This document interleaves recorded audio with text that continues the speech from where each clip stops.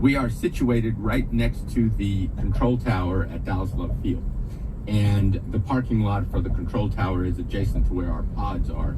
And so some of the air traffic controllers have electric vehicles, and they asked, hey, listen, can we plug into your batteries and charge up our cars? And I said, fantastic, because we have no other way to discharge the batteries. And that's how we got started.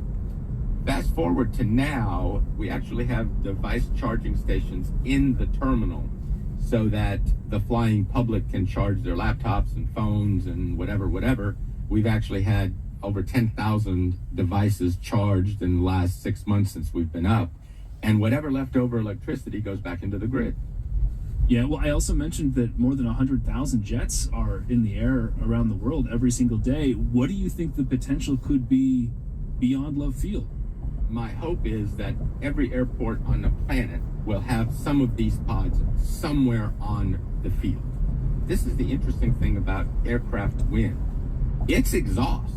And so if you're taking the burning of fossil fuels and making something green come out of it, I really see an application at every airport. This is such an interesting story. You were an orthopedic surgeon, the team doctor for the Dallas Mavericks, by the way. I didn't mention that before. And I'm assuming that this project of yours that started on an airplane one day 25 years ago really changed the trajectory of your life. So I'm just curious, did you ever think to yourself, what am I doing? How do I do this? This is not what I trained for. That crossed my mind many, many times. And you sound like the voice of my wife, frankly. I'm sorry. You don't need to be sorry. She's the reasonable one in the family. Yes.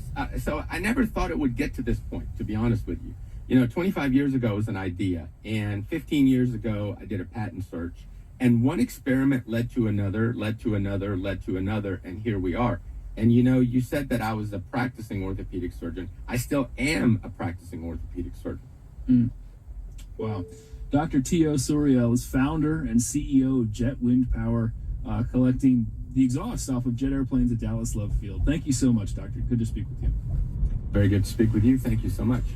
Here and Now is a production of NPR and WBUR. I'm Peter O'Dowd in Phoenix. And I'm Deepa Fernandez in Alameda, California. It's Here and Now.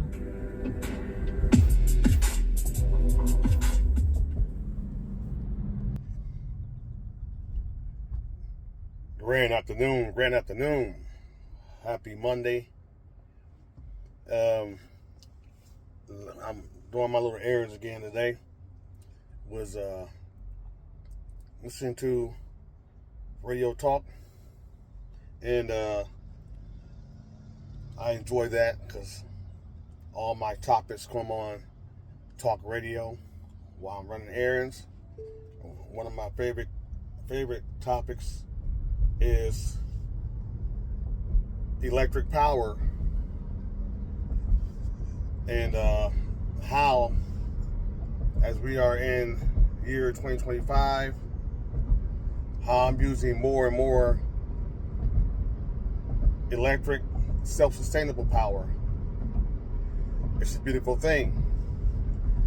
And as I go on through this journey, my goal is to make my whole home all off-grid. That's my goal.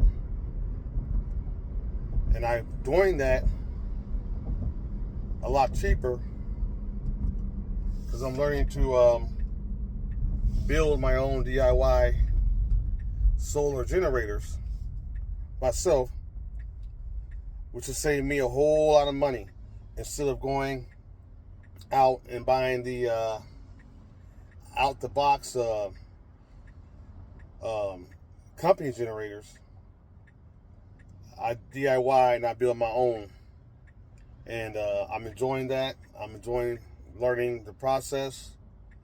I'm enjoying all the money I'm saving by doing that, and I'm also enjoying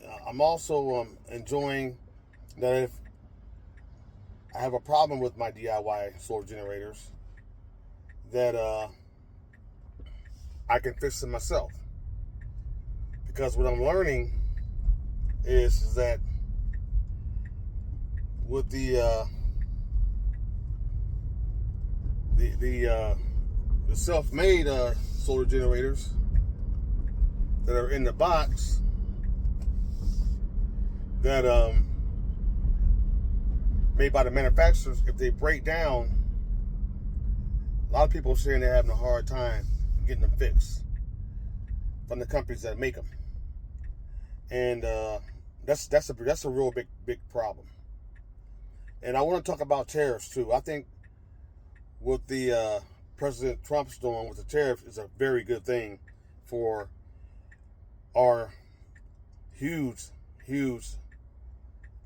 United States deficit that is 32 to 34 trillion dollars in debt. That it's a good thing that we're doing that,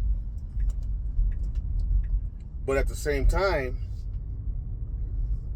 will some of the things that we buy for our homes, that cause them to go up? A little bit. Most likely it will. Most likely it will. But that's okay. It's not a problem with me at all. Because for one, I'm a DIY guy. I try to do everything DIY. I just don't go out and buy stuff that's in a box. I've learned to DIY a lot of the stuff in my home. So, to me, it's very important, if you're self-sustainable, if you want to be ready, and so forth, and save money, is to learn how to DIY. So